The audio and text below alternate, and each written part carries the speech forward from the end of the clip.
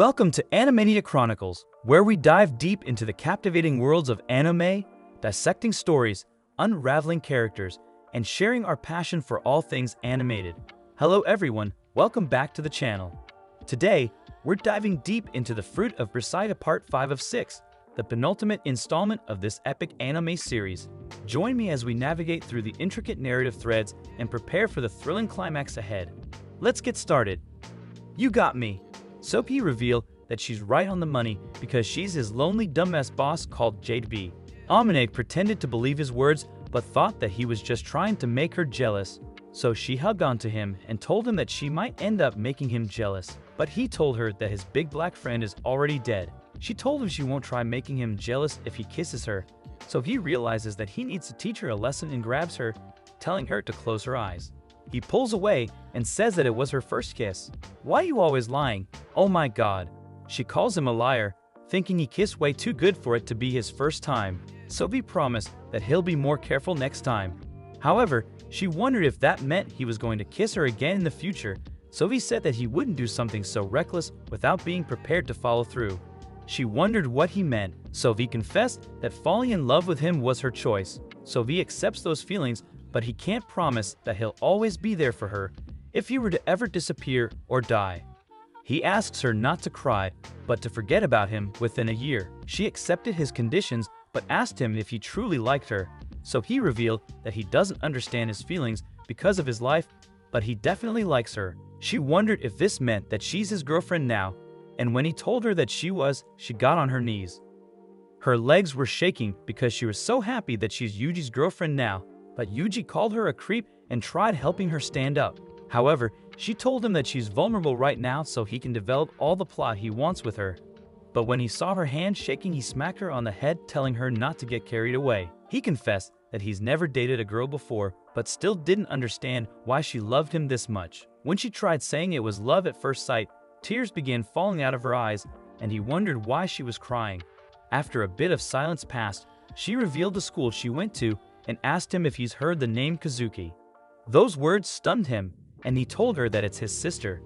She revealed that 6 years ago, the girls' bus fell off the cliff and all of the girls disappeared, but she was the sole survivor. He wondered why she's been hiding all this time, so she revealed that she's known he was Kazuki's brother ever since she heard his name. She couldn't tell him, so she got up and told him that there's something she'll show him. When she got back, she showed him a journal she used to write from back then. Yuji opened it, and on a sunny day, the girls' basketball bus was going back to school. The tire went flat, and the bus was about to take a truck. Kun's job to isekai more victims, so it fell off the cliff and was completely destroyed. By the time Amine woke up, Kazuki told her to get off already and handed her the glasses. When they made it out of the bus, she wondered who they should save first, so Kazuki revealed that she'd start by saving the girl she hates the most because if she saved her last, she might be too tired to bother saving her by then. Once all the girls were rescued, Kazuki tried looking for a signal, but neither of the girls had any connection. On top of that, the compass wasn't working.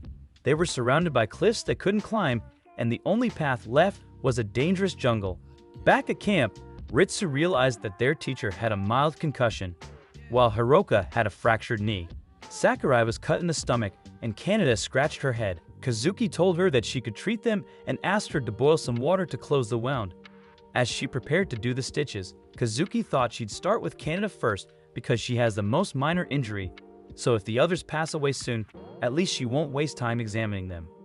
Amine wondered if she had any friends, but Kazuki said that she was her only friend right now. After treating all the girls, Kazuki realized that her own arm was cracked because she tied the seatbelt to brace for impact. The teacher finally woke up, and Kazuki tried explaining the situation to him. A piece of metal likely fell from the truck in front of them, which caused their tire to pop. Now that they were stranded away from the rest, the president suggested that they stay in place and wait for rescue. But Kazuki rejected that idea. They barely have any food and water, so they need to try and escape before they run out of resources. However, the president called her a fool for thinking she could survive in the mountains, so Kazuki apologized for overstepping. While Amine was gathering stuff from the bus, she wondered why Kazuki apologized, so she revealed that she only apologized because the president will be forced into admitting she's right. But Amine thought this was the worst time to be playing around with their lives. While all the girls camped for the night, Amain wondered what Kazuki was doing right now. So she revealed that she's reading the book, because if she ever lays her eyes on a page, she can memorize all the words with her photographic memory and read it anytime she would like. The following morning, Amain saw a girl throwing her phone up in the air to get some connection, but she thought they were absolutely screwed as she traveled through the forest looking for Kazuki. She found her hiding in some bushes, but she revealed that she was just collecting some edible grass. After all, they might not be rescued within 3 days, but Amain told Kazuki not to run off on her own because she was worried about her. However, those words shocked Kazuki because she never thought a person would be worried about her. When she got back to camp, one of the girls told her to stick with Kazuki because she tends to sulk while she's alone. So she told her that if they're ever in an argument, she should just tell her certain words and whispered them into her ear. Inside the tent, Kazuki and Amain began treating 2 of the girls who were injured, telling one of them not to scratch her wounds no matter how bad they got. From a river, they gathered some bottled water, but Kazuki told her that if she ever wanted to switch to pairing up with another girl, she wouldn't be upset with her. However, Amain remembered the words the girl told her to say and confessed to Kazuki that she likes her the most out of all the girls and asked her if she felt the same way about her, but she realized that she was actually making her blush. She kept asking her if she likes her and hugged her into the water. But before Kazuki could yell at her, she heard the sound of a helicopter, and all the girls tried screaming for help. However, the helicopter flew straight past them, but Amain had an idea. So she ran into the bus and slammed the horns, causing the helicopter to fly back. But the helicopter never returned. At night, Kazuki stayed up. When the 3rd day arrived, the bodies of the girls had begun rotting, so the teacher carried and buried them in the forest. But Amain wondered if help would ever come or if they would end up meeting the same fate. While they picked flowers, Kazuki revealed that she has a little brother, but she's sad because everyone views him as inferior to her and even her parents treat him like he's worthless. However, she told Amain that she loves him, but Amain began crying because the only thing she wants to do is to go home already. Kazuki hugged her head and promised that she'll do everything to get her home. On day 4, food was beginning to run out already, and day 5 was wasted because it ended up raining all day. On day 6, there was only 10 carrots left, but Ritsu realized that they were a carrot short, so Kazuki realized that someone could have stolen it. But because it'll cause paranoia, Kazuki decided to chop all the carrots up. When they were all in pieces, she rearranged them to create 11 carrots, revealing that it's a famous puzzle. Amain started thinking that Kazuki's intelligence was scary. When day 7 arrived, the girls who were injured had lost all their appetite, but when the club president left the room, Kazuki apologized for not noticing until now. She's realized that Hiroka hasn't been eating anything because she was afraid of the others finding out she soiled herself.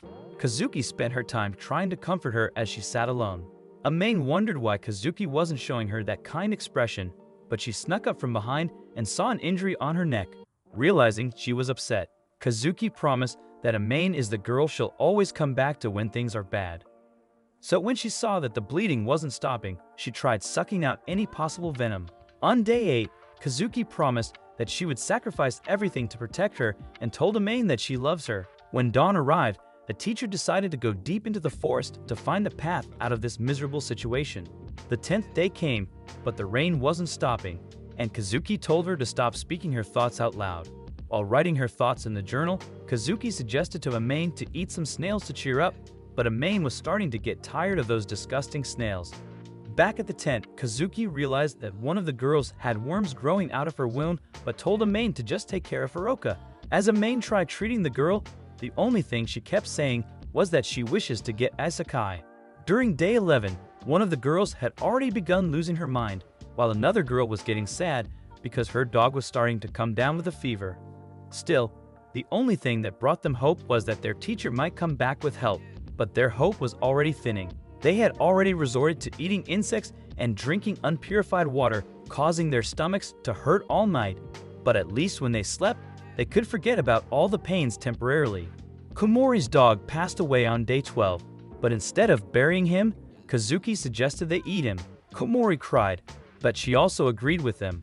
However, one of them had to butcher him, so Kazuki decided to do it. Although there was barely any meat, everyone cried that they were finally able to eat something. With this single bite, their lives were extended, and they would never forget that taste for as long as they lived. The cursed 13th day arrived when Komori collapsed from eating a poison in a flower bud and never woke up.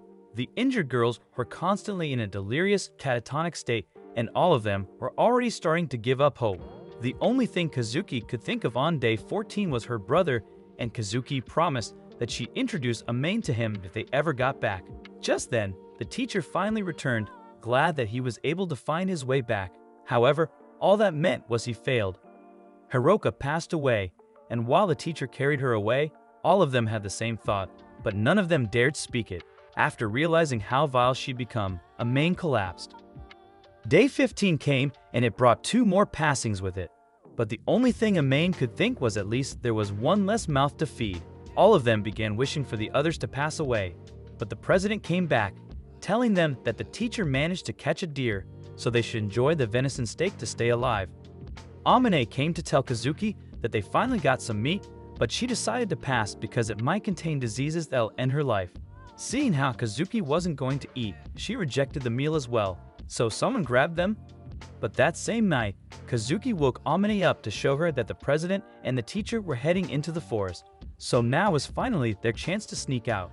She told her that they'll leave this place and make it home, but there's no time to explain, so she told her to hurry before anyone else notices.